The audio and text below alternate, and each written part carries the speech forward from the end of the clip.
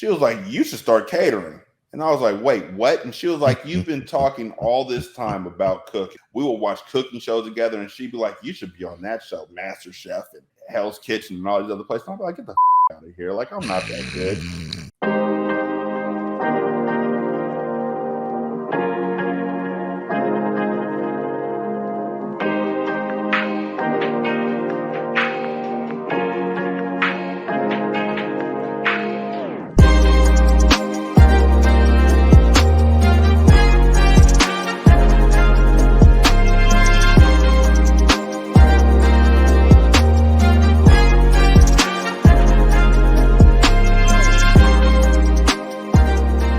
Welcome to Revelations, the place where we communicate truth to power. I'm Cole Johnson, and I'm so glad you're able to join us. Our next guest believes if you think you're better than me, and I think I'm better than you, then we would be invincible if we just work together.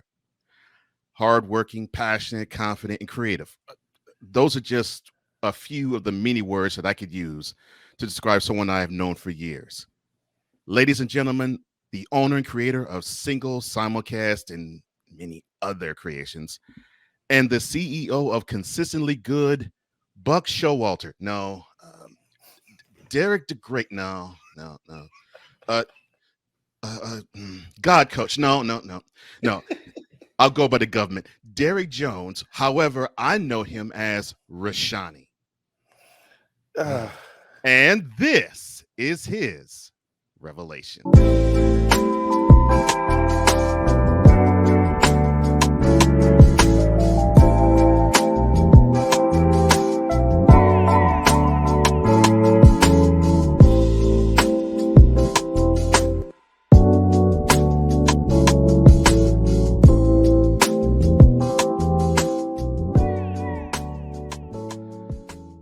So how you doing, man?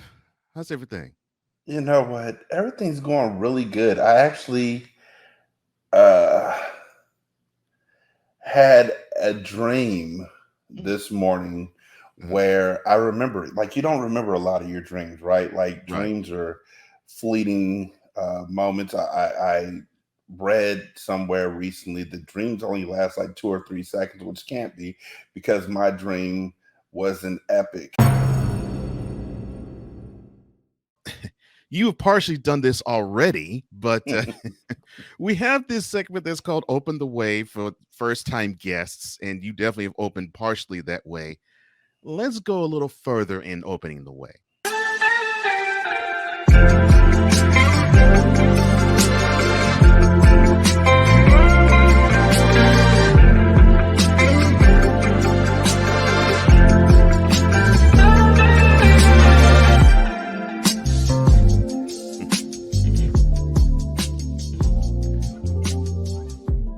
Now, in Open the Way, conversation starts when vulnerability enters the room. Of course, vulnerability has already entered this room, so that's not even an issue. You are a Northern California guy. I know that's where you are now. Is that where you grew up? If not, where did you and how was it? I was born and bred a Cali boy. Okay. Been up and down the West Coast, up to Washington, down Oh, way up to the West Coast. Okay. LA. Mhm.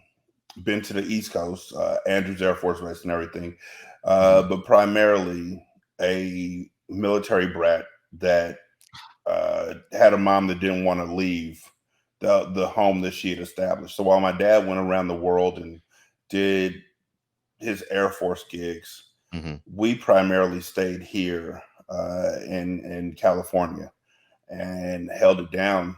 So I was able. It's weird. It's not weird. Folks in the military know this. I don't know if folks on the outside looking in know it, but if you have a parent who's in the military, then you're living in a single parent household, Right. more often than not. And so, I was the second of two. I'm the second eldest, and I tell my mom, she's like, "You're my baby." I'm like, "No, I'm the second oldest." And grew up with a black woman Mm. who went through enough in life Ooh. that she made sure that I knew that no matter what people thought of me or no matter what people said about me, if I got an education, I was set. Hmm. And if I found something I loved, then that was extra credit. Right. But yes, California. Sorry, No, I'm no. starting to wax poetic about. Yeah, it was my mom and uh, 9 black women and my uncle, and they're the ones who raised me while my dad was off fighting the good fight for the United States Air Force. Go Hmm. Falcons. Yeah. That makes so much sense to me about you. Wow. Okay. So even though you are fully all man, you grew up with a lot of feminine energy around you. Mhm. That makes a lot of sense. That makes a lot, and I'm saying this in a positive sense because Oh yeah, the more yeah. we can, the better we can relate to women, the better of a man we are. So that makes a lot of sense. Okay, all right. So how would you describe yourself as a child? Questioning, probing. Um, I like that. Got in a lot of trouble for asking a lot of questions. Like I remember the first real whooping that I got Hmm. from my grandfather was because I learned that his first name was Frank. And then I learned pretty quickly afterwards that old Mm, school black folks took it as mm, an insult if you called them by their by their first first name. name. Yeah. Um, so I was walking through the kitchen and he was walking through the kitchen and I read it on an envelope. I could read. I think I was like 6. Hmm. And walked past him and said, "What's going on, Frank?" Oh no. And the alarm from Kill Bill just played in the background. And he snatched me up right around the time of that dun, dun, dun, dun, dun, dun. And then the whooping was on. I don't even know where he got a belt from. Turned out he always wore one for emergency purposes, and he whooped me up and down the block. Um, Not emergency purposes. but Wow. in that, I learned 2 very important lessons. One, Hmm. we are not able to decide what the next person finds as disrespect or to define what the next person Hmm. finds to be disrespectful. Right. So we cannot assume that what we find to be commonplace is common for everyone. And 2, knowledge is power. Phew. Yes, it is. Like just knowing what his name was literally changed his whole day. If an adult had called him Frank, he would have just kept moving, like, hey, what's going on? But me, as a child, knowing what his name was and calling it out, brought out a side of my grandfather, a stoic, silent man, passed away way too young. Oh, oh man. Brought out a side of him that I had never seen before. The side that my mom knew as the eldest child. I Hmm. got to see. Um, and my mom was like, "What did he do?" She was asking him because I was out there crying. And Right. he was like, "He knows what he did." And Mm. that was it. My mom didn't ask any other questions. So at that point, I did learn that what I find to be the norm and what others find to be the norm is usually 2 completely different things. Right. And just because I know something doesn't mean I have to express it. I don't have to be the smartest person in the room at all times because, as I learned that day, knowing more than the next person can get your whooped. Knowing too much can literally get your whooped. That's what I learned that day, and it was a very important lesson. Because you know what? Now that I think about it as an adult, literally today, now that I think about it, there had to be other people in the house that knew his first name. Of Other course. grandchildren in the house. I was the youngest grandchild. There had to be other grandkids in the house who knew his first name and just knew better than a say it. And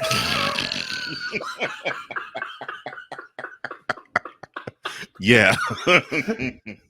and I'm just walking past all of them. Hey, Bob. Hey, Rich. Hey, Derek. Hey, we want to tell you before you go in there, don't say, hi, Frank. Oh, Just oblivious to everything. Oh, right? no. Why are y'all twitching? Hold on. Before you answer that, let me go say hi to Frank. Hi, Frank. Get over here. Oh, He was my a good goodness. kid. Yeah.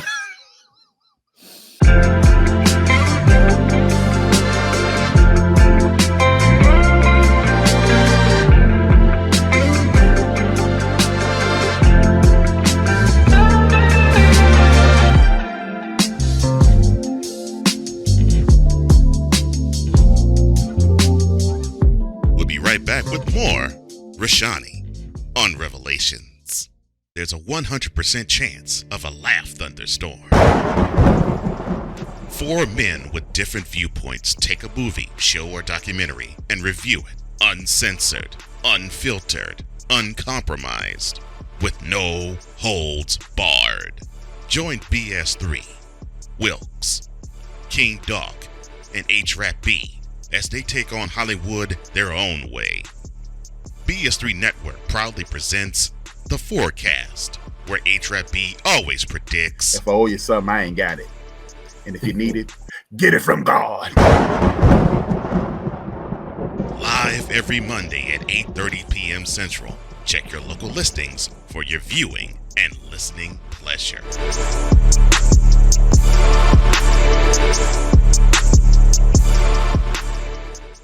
Discouragement, sorrow, distance. Your arguments cause damage to your family.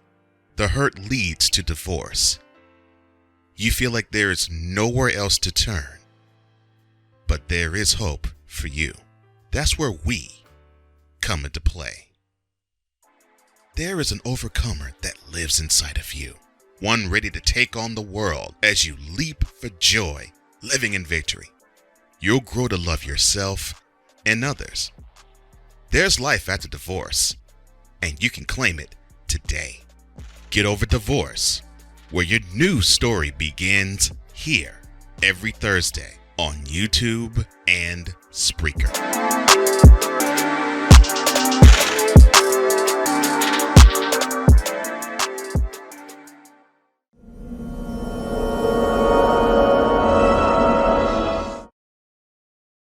As a youth coach, podcaster of many different ones, and the CEO of Consistently Good, Rashanii, joins me on Revelations. He didn't open the way, he basically just blew the door open. And we're now going to walk across that bridge to prosperity.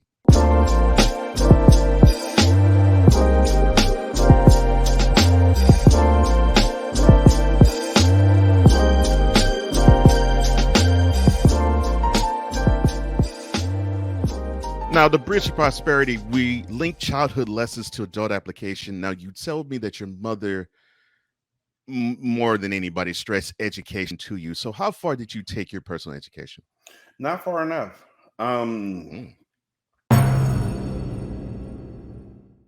Me going to college, I went to college my freshman and sophomore years. And then I came back home. And during the time between my freshman and sophomore years, I met my daughter's mom and fell in love and did not look back because the college wasn't a place that I wasn't really, I didn't really feel comfortable there anyway. It was a whole thing. But in having a child, in having my daughter, it became one of those things where it was incumbent upon me to provide for my child. Of course. And so I couldn't get permanent jobs, but I went to a lot of temp agencies. I was connected to a lot of temp agencies that would place me in temporary jobs, whether it was working in a lumber yard or working at Comcast Cable. I was, and every time the temporary job would end, I would go to school. I would go back to community college and I would take classes. But before I could take too many classes, another job always came, and I always needed to provide for my family. So I would drop Right. school off to make sure that my daughter was taken care of. Yeah. So in that, I'd say that I have about, honestly, maybe 20 credits left to get my AA. I've never gotten it. I've never gotten a degree. I read all the time. I love knowledge. Yeah. If I could do anything, I'd be a counselor. I'd be a teacher for kids, so I could reach them where they were at.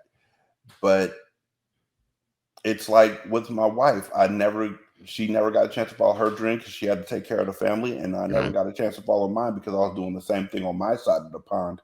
Right. So I'm not ashamed of it, because I still feel like getting a degree does not mean that you gained more knowledge than I have. It just means that you gain a specific sense of knowledge. Like if Right. you're a doctor or a scientist, one of my homegirls is a geological engineer. Yeah, they're super smart. Yeah, they Mm-hmm. study things I would never study and ever think to study, and I couldn't do that just living, just living in the world, just doing what I do.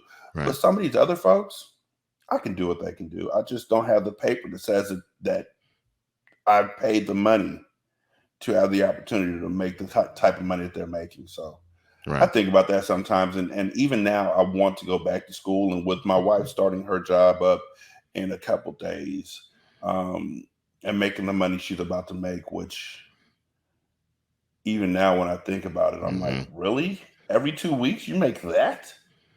Oh yeah. Whew, RNs are no joke. But Mm.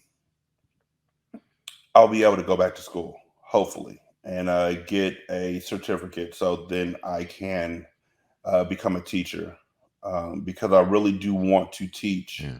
uh, either sixth grade or else seventh grade, because I feel like that's the point in time where kids really start finding themselves and their friends and start picking up the more toxic aspects of the world.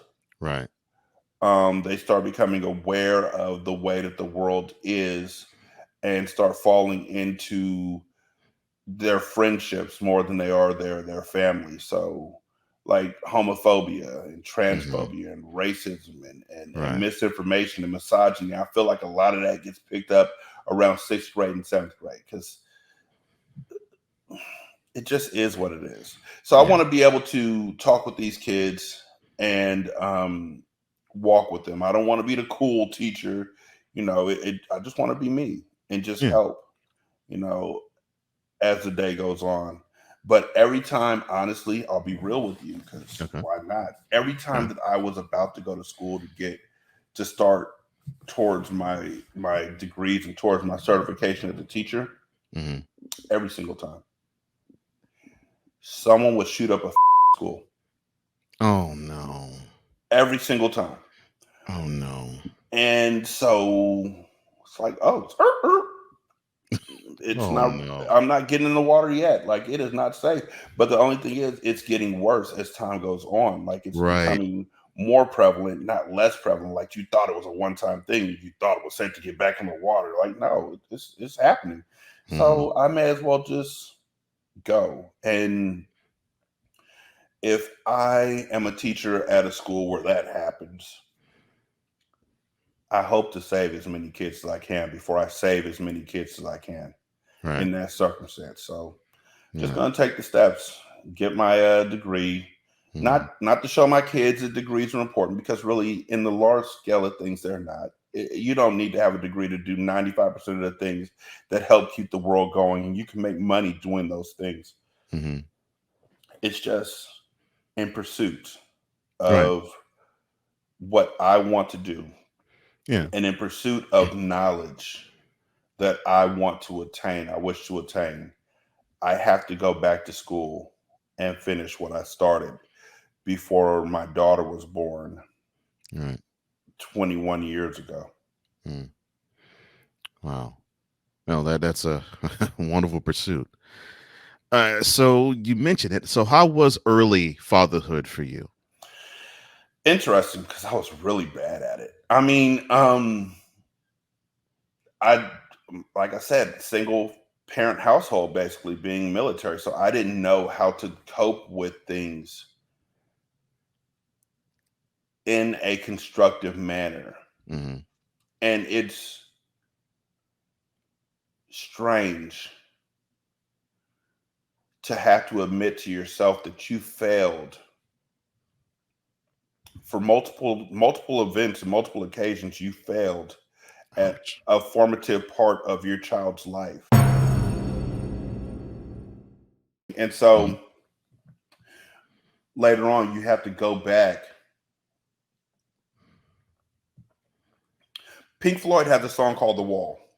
Yeah. All in all, we're just another brick in the Brick in the wall. wall. Mm-hmm.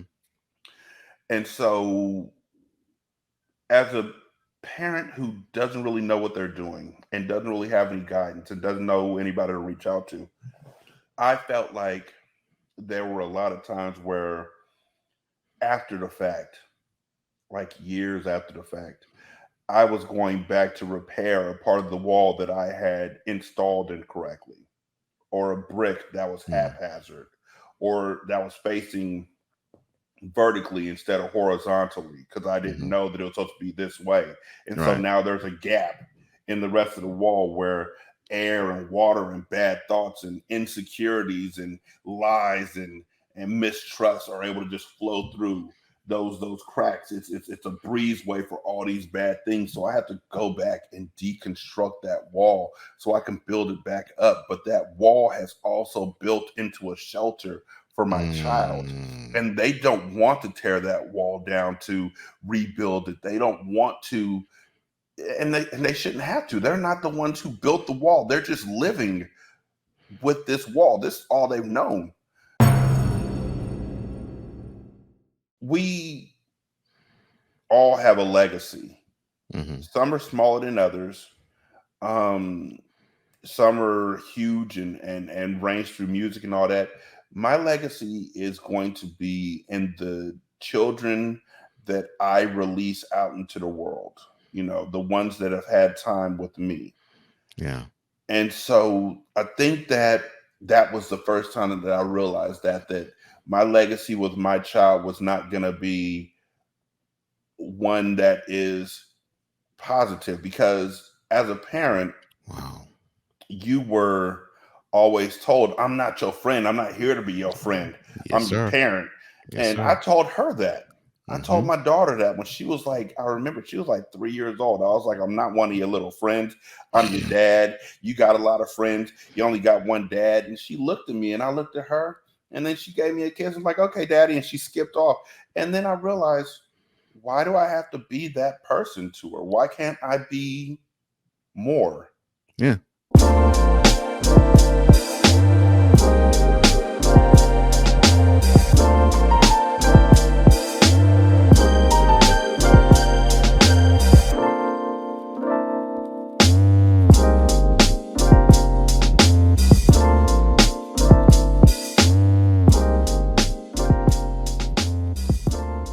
More with Rashanii on the other side.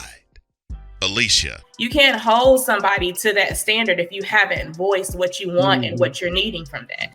Mika. If you're not communicating expectations, you're waiting for your feelings to be hurt. Nicole. A lot of people don't want to take the time out to be alone and to get themselves together. Ivan. You got to be willing to work through stuff. And from the jump street, y'all done had problems. Maybe you don't need to be working through those. BS3 Network proudly presents Queen 3 and King podcast. Live every Tuesday at 7 p.m. Central.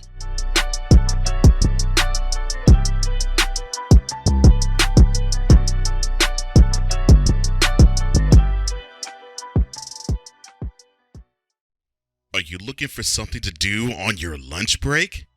Well, there's a show on the BS3 Network that has only 4 words to say to you. We ready, we ready, we ready for y'all.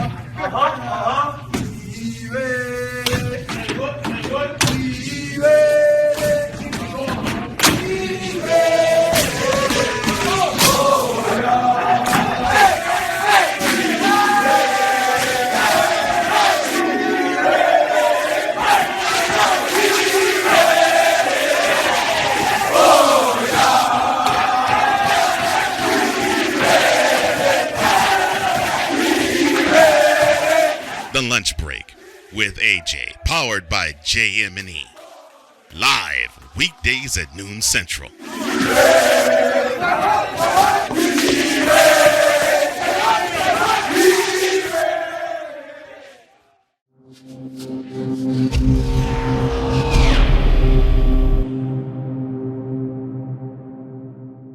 Entrepreneur, youth coach, should I even say philosopher? Rashanii joins me here on Revelations. He has opened the way.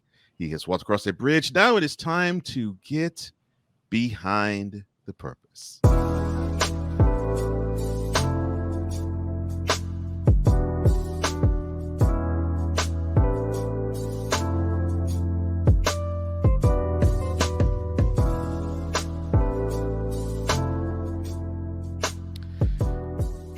Now, this is the reason why we function the way we do. Now, yes, I do know your government, and I know many other of your names, but I first knew you by Rashanii. Why that particular name? My middle name. Nice. Very, very elaborate. Okay. It wasn't. There was no. The one thing that I can say that my dad did was he wanted my brother and I to have names that reached back to what he believed was African. Of course. And so he was lying because he gave my brother the middle name Rashad, not for anything African, but because Ahmad Rashad was a sports reporter at the time. Right. And my dad really liked him. Mm-hmm. And so he told my mom that it was an African name and it meant whatever. Right. It probably does, but that wasn't what he did it for. Right. And so when I came around a few years later, he was like, I want to give him another African name. And so he chose Rashanii. Where it came from, I don't know, because I haven't talked to the dude. Mm-hmm. But still not. I tell folks it means African king. I don't know. I don't know. What I do know is that at my school, there were like 1 million Dereks. And it felt like in every class I had in elementary school, there were because me and Derek S and Derek C were in class together from like 3rd grade all the way up through like 6th grade. And so every single year I was Derek J. I was never Derek. Right. Everybody else only had to use their first name. I had to use my first and my first initials. So at first I told my mom, I'm changing my name. My name is Rick now. Call me Rick. That was when I was in 5th grade. Mm-hmm. And so when I started podcasting, they were like, well, what name do you want us to call you? Because I've been doing this for a really long time. And I started off guesting on other people's shows. And they were like, what name do you want us to use? And I'm not using Derek on a podcast. There's 1 million Dereks, but there's only one of me. So my middle name's unique. Let's go with Rashanii. Let's do that one. And that's where we went. Okay. All right. Middle name. I respect that. I totally respect that. Okay. All right. Another aspect about you that I haven't really talked to you about, but I know it exists, your inner nerd. So how long did it take for you to embrace that? My mom said when I was a baby, I crawled after, caught a roach, and ate it at my aunt's house. I don't know how real that was. I don't know if that story is true because I don't know if I had teeth when I was crawling. Like, let's make this all make sense, Mom, but still. Crawled, caught something, and ate it. And from that moment on, I was really into entomology. So I love the study of bugs. Like when I was growing up, I would capture anything and was fearless about it. I caught a black widow once until I read that they will kill you. And so I was scared to open up the jar, and so it starved to death. I am still so sorry about that. Because it built the web at the top of the jar instead of at the bottom like I expected it to. So I didn't want to open it because it was like, as soon as I open it, it's going to jump out. Yeah. So love bugs, wanted to study bugs, wanted to become a bug scientist, had books about bugs. People would send my mom because my mom, after she graduated from college and got her master's, so dope. So dope. That is. She worked with the Federal Aviation Administration. Oh, wow. And so she would interact with people all around the world, like literally, like go to meetings all around the world. And for some reason, my name kept coming up. Mm-hmm. I don't know how. I don't know what they do on these meetings, but my name kept coming up. And the thing that was most connected to my name was bugs. So people from around the world would mail my mom scarab beetles and millipedes and centipedes, all mounted. Like these huge hissing cockroaches and all of these bugs, moths, and butterflies, all mounted. They would pack them up and they would send them to my mom, and all of them would say for Derek. Oh my gosh. And so I loved, my mom bought me an ant farm so I could study that. Back then they sent the ants in the mail. Like you would send them a coupon, they send you the ants in the mail, and most of the ants would be dead by the time they made it to you. Of course. But the queen would survive, and so the queen will repopulate the farm. So I had an ant farm, I had tadpoles, I had everything, and I was so ready to become a zoologist. I went to school for zoology. And then I read Calvin and Hobbes. And Calvin, one of the strips that I remember the most was Calvin saying to Hobbes, "Hey, my mom wanted to know if you wanted to go visit a zoo." And Hobbes was like, "Yeah, ask her if she wants to go visit a prison afterwards." Oh gosh. Just like that, I didn't want to do zoology anymore. I didn't want to study bugs. I didn't want to be an entomologist. So my next thing was talking. I talked a lot. So I was like, I'm going to do radio. Went to school, switched the major over to journalism and radio. Found out that radio is really hard to get into. Journalism doesn't pay worth it. And I was in the midst of thinking about changing my major for the third time when I went back home to California and met my daughter's mom. And the rest is history. Okay. All right. But the nerd, that was what we were talking about. Yes. So that was the nerd part. It's always been there, and it just it manifested in different things. Like my mom, everything I am, and I tell her far too often, everything I am is because of her. My mom, even though I was born here in California, we spent a lot of time in Washington where it rained all the time. Oh gosh, yeah. And the rain was depressing to my mom. I can see that. I never knew it because we're young and it's like the 80s, and why would she speak on it? But she's up there without any family because my dad is off doing the Air Force thing. And we're from California where it never rains. Right. So when it rained, my mom would turn on the iron fireplace that we had. It was like a pork pie, almost like it was dope. It looked like something from Abraham Lincoln's times or something like that.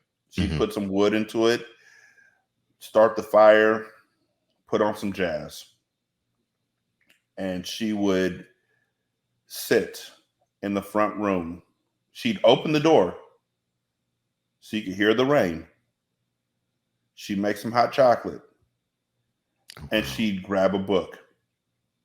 Wow. And she'd sit there with the heat on one side and the sound of the storm on the other side, and the jazz and the hot chocolate. And my brother played sports, and I gravitated towards, I want to do what she's doing.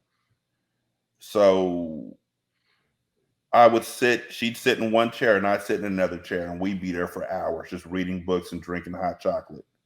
If we got hungry, she'd make us grilled cheese sandwiches. We'd get up, we'd go in the kitchen, she'd make grilled cheese sandwiches real quick. We'd come back, go right back to reading. And it would be like a whole day of just bliss. And so from a very young age, I fell in love with books and music because of that, like back to back. Video games, my mom never let us touch them as much as I felt like we should have. For kids our age, our kids who were born in the 80s, you know that you're in that generation where the parents didn't really understand what what was so great about the Nintendo. Oh, forgot about Nintendo. So you only got to play it on holidays, right? Or very sparingly, Mm-hmm. and you had to do everything else first. My mom was one of those parents, so I love the video games, still do. I think they're an amazing medium for art. Yeah. And so that was the one thing that I was like, when I grow up, I'm gonna air condition the whole neighborhood. When I grew up, I bought video games, and they became a big part of my world. So still are. I pass that down to my kids. Kid Awesome is a PC gamer. Like, he has his whole setup down in his room. The kids all play video games. And those are my nerd things. Bugs, video games, books, music are the 4 things that I will sit there and talk with you about.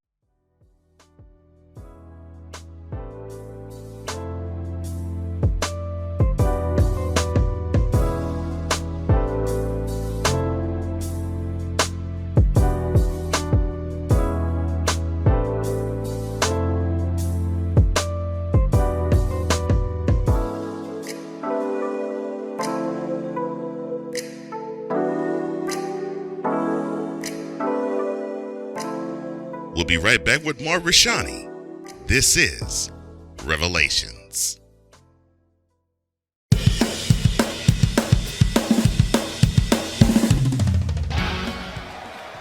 Of course, Steph Curry, Tim Anderson, Jordan Alvarez. And it's caught!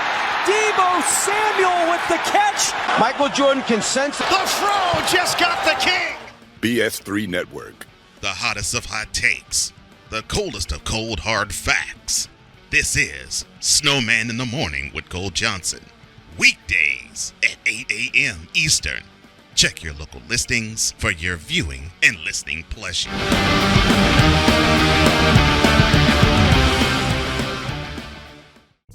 What do you get when you watch or listen to the Life Happens podcast? Well, I'll let them tell you. Kim and I are both ministers of the gospel, and what Life Happens podcast is a beautiful balance by simply taking our spirituality with real life and merging it together to create a beautiful balance. And that's what we do. BS3 Network proudly presents Life Happens podcast, where Christianity and life intersect. Live every Wednesday at 7 p.m. Central.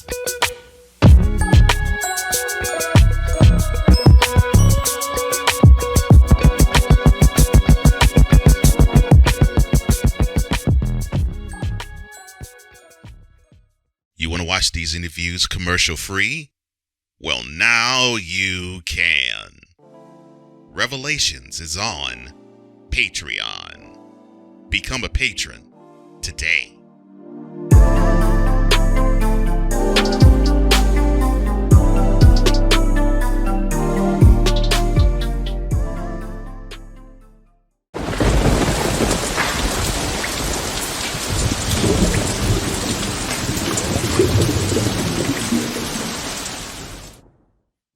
Podcaster, entrepreneur, all-around good guy, Rashanii joins me on Revelations. He has opened the way. He has walked across that bridge. He has given us the reason why he exists the way he does. And now it's time to bring that all to light.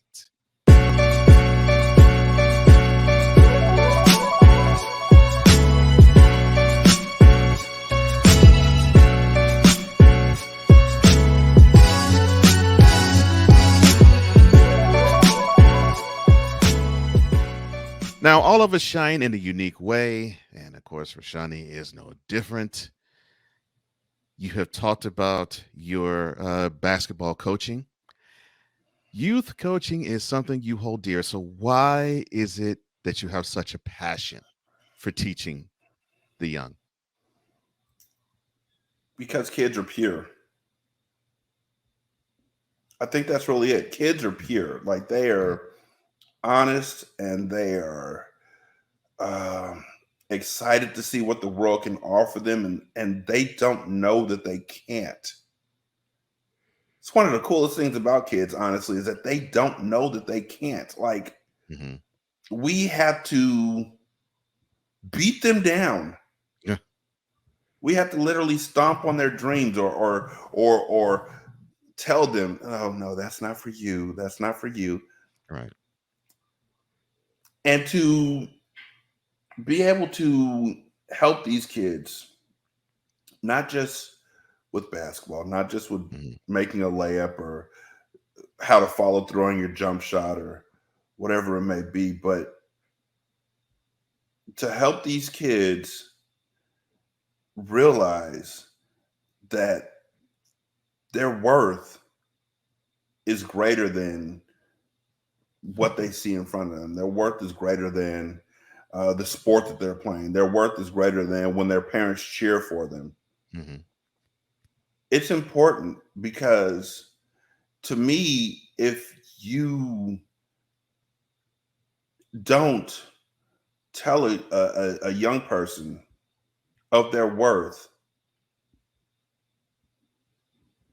they'll find it wherever they can. They'll find somebody to tell them what their worth is. And if their worth is less, or if the other person's view of them's worth is less than what your view of them is, then that's what they'll adopt.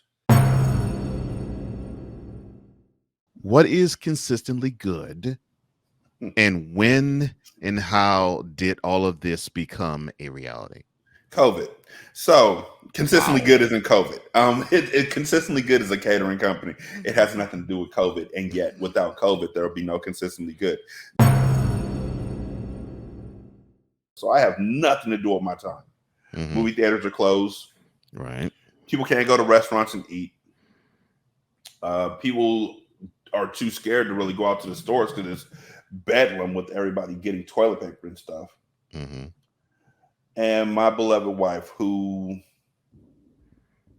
if I could plant her name amongst the stars so everybody could see it every night before they fell asleep, so they could see the beauty that I do, I would try my hardest to reach them. She said, you know, you ain't got basketball no more.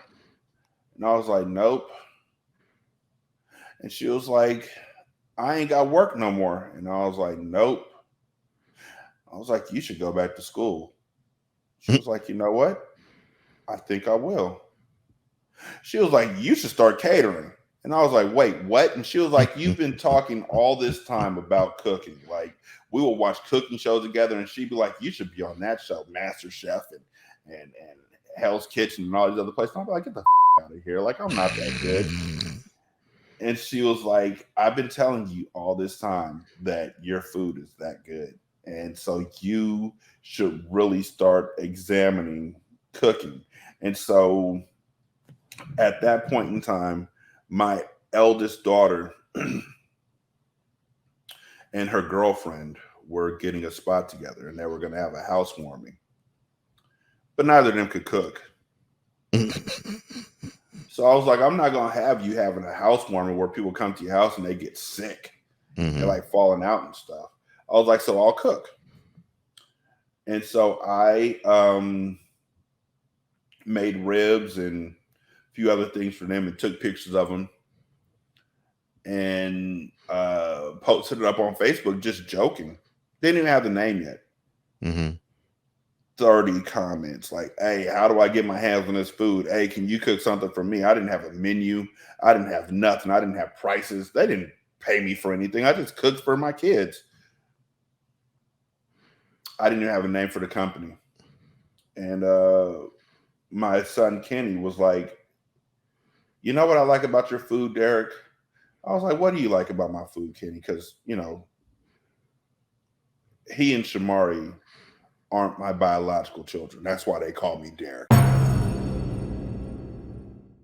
He was like, it's always good. I was like, not great. He was like, no, it's always good. It's like consistently good. And I was like, you know, I don't know if that's a put down or not. I don't know how to feel about that. Like, I want you to say my food is great.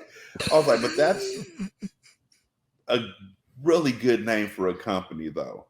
Mhm. Consistently good. Like if you went to a restaurant and your food was consistently good every single time you went there. Like, okay, more often than not, it's better than good. It's great, but it's always good. It's never bad. It's never mid. It's consistently good. I would go to that place. Mhm. I would go back. And so that became the name of the company. And I put out something on Facebook saying the menu is approaching. And as soon as I put out the menu, like 3 people contacted me to make them prime rib and all these other things. And I've been working and learning.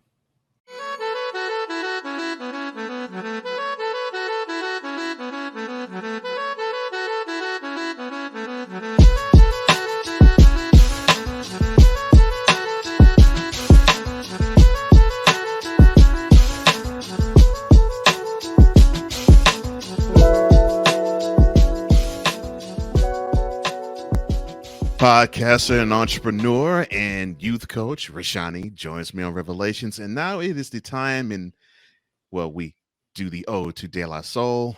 It's the time in the show where we go plug Tunin, and this is the part where the guest plugs or promotes anything to his or her heart's desire. Of course, in this case, it's his. And Rashanii, all I have to say is, sir, the floor is yours. All I have to say is stand back. So, my name is Rashanii. My name is Derek. Whichever. It doesn't matter. It's all me. I am a podcaster. I have 9 podcasts. The first one is the flagship show Single Simulcast, which is done on a weekly basis as often as possible with my wonderful co-host Shante. We talk about pop culture and anything under the stars, and it continuously evolves as we evolve.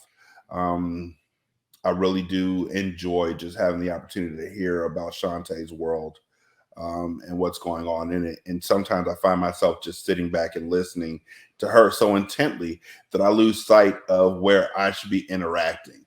I tell her all the time that she needs to make her own podcast. And so as a result, I have told her the Single Simulcast is pretty much going to be willed to her whenever she's ready to take it on and run with it.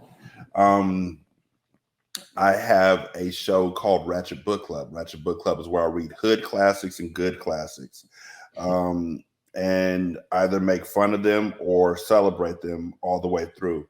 A hood classic that I read was Old Thought Next Door. A good classic that I read was The Phantom Toll Booth, and it ranges like it, anywhere under the sun. It's just I love books, and I love the way that they make me feel being able to read them, and so I do.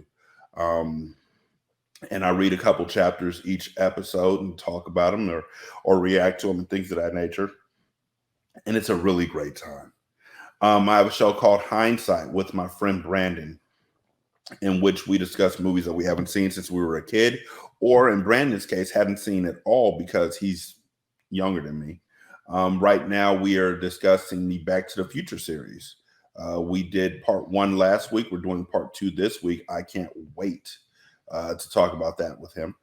And that comes out every Sunday. We have a podcast. I say we because, again, Brandon shows up with me on my other podcast called, it's the Return to Oswald Podcast Network. We have my friend Scarfinger with us on that show. And we discuss TV shows, episode by episode, season by season, from the perspective of either fans or enemies of the show, depending on how it goes. We have done Oz, which is where the Return to Oswald came from, all the way through. Had a great time making fun of that. We did a show called Cocaine Cougars, which was about ESPN's Playmakers, a 1-season wonder from ESPN about a fictional football team. And now we are doing Orphan Black, And the show is called Another One because these clones keep popping up and it's like another one. But yeah, so Another One, an Orphan Black podcast. I wanted to call it an Orphan Black Cast, but Brandon talked me out of it. I wanted to call it the Black Podcast. Brandon talked me out of it. So it's just Another One, an Orphan Black podcast. And we have a great time. I have a show called Unburdened that I really need to get back into with my friends Gerald and Corbin, in which 3 Black men talk about mental health, misogyny, and all of the things that they've grown up immersed in. And we strive to unburden ourselves of these things to become better supporters, better men, better allies, and better fathers. I have a show called Sin and Solace, which is a dramatic serial. It's an audio drama about an assassin named Jeremiah Sinclair and his best friend, and the adventures that they have working for a company called The Corporation.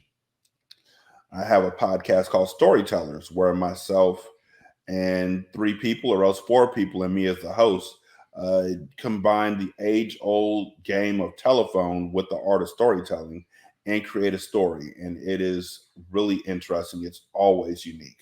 Like I just put out the latest episode yesterday. I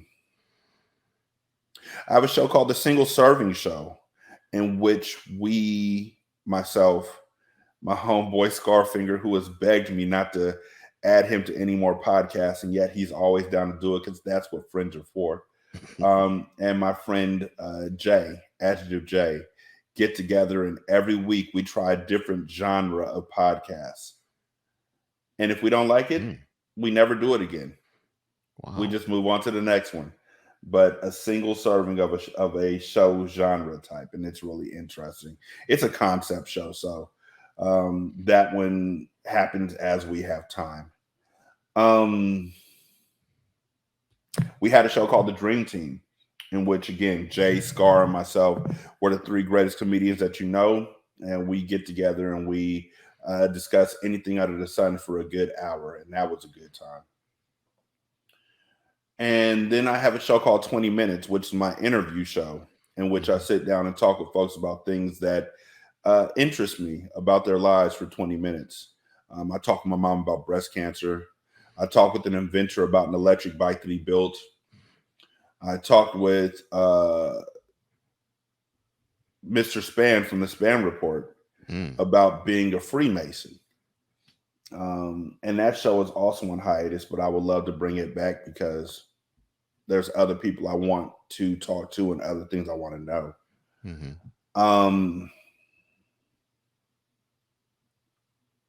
I think that's all of them. Each show has like subsets. Like I have a show called F Around and Find Out, in which I'm joined by just a random person on Twitter. I just pop up on Twitter and I'm like, who wants to F around and find out with me? And we sit down and we talk. With one person named Emily, she does a show called Boys of Literature. It's a really great show. We sat down and we played 20 questions, and it actually turned out really, really cool. And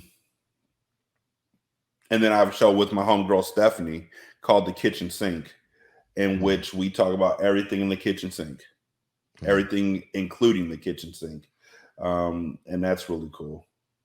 And then I have a show with my homegirl Nikki called Hermione and Lavender Were Black, which is 2 black nerds talking about Harry Potter. But then J.K. Rowling became an absolute so now we can't support her right when we got to the very last book. So now there's just like, we have to get to that last book just because to close out the series. And then there's a musical love affair. And I think that's all of them. And they can all be found, because you're like, that's a lot of shows, Rashanii. Like, what the hell do you expect me to do? First of all, if you type Rashanii into Google, like literally, if you're at home on your computer, open up a tab for Google and just type in Rashanii. I pop up I'm the very first thing. Like I've been here before SEOs. I am the guy. So when you type in Rashanii, the first thing that comes up is my YouTube page. Second thing that comes up is the meaning of my name. Third thing that comes up is my Twitter page. Fourth thing that comes up is, again, the meaning of my name. Fifth thing is my Instagram page. Sixth thing is my single simulcast page. Seventh thing is my dramatic serial. Eighth thing is my Facebook page. Ninth thing is my 2K arena for Operation Sports. And it just keeps going. I'm everywhere you want to be. So look me up. The easiest way to find me, though, is Linktree, which is linktr.ee/SScast. If you go there, I think every show that I do, there's a link to it on that Linktree. And I think that's the best way for you to find me and fall in love with my greatness. That's it. I'm done. He says, fall in love with his greatness. Well, I have to profess, I have fallen in love with your greatness for a good amount of time, and find that I'm going to fall in love with even more of it. Entrepreneur, serial podcaster, a wonderful guy, one of my personal friends, Rashanii. Thank you, man, for joining me on Revelations. You are you having me. I'm thankful that you were able to make space for me to join you. I've been looking forward to this for a long time. Same here, man.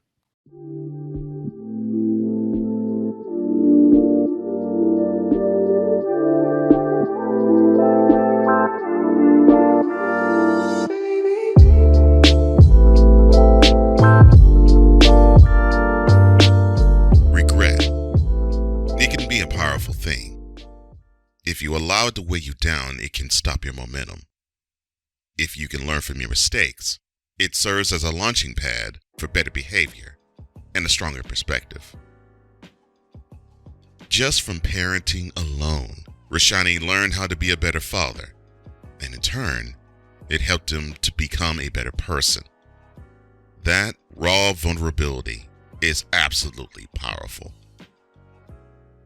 The Bible says, "For everything there is a season, and a time for every matter under heaven." Regret turned into redemption for this friend of mine. It improved every relationship that matters to him. It improved his overall life. And now, he can honestly say these days, he lives a life that is consistently good.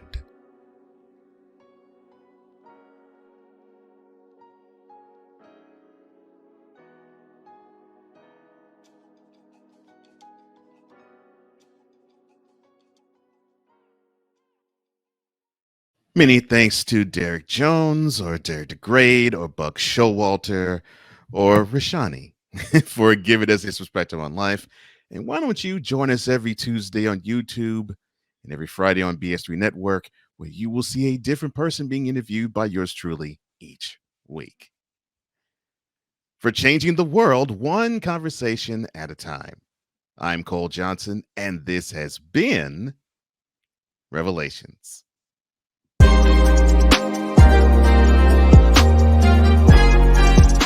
Thank you for tuning into Revelations. To download this episode, go to Acast and type Revelations. For apparel, go to Spring and type Revelations. Music by Lakey Inspired.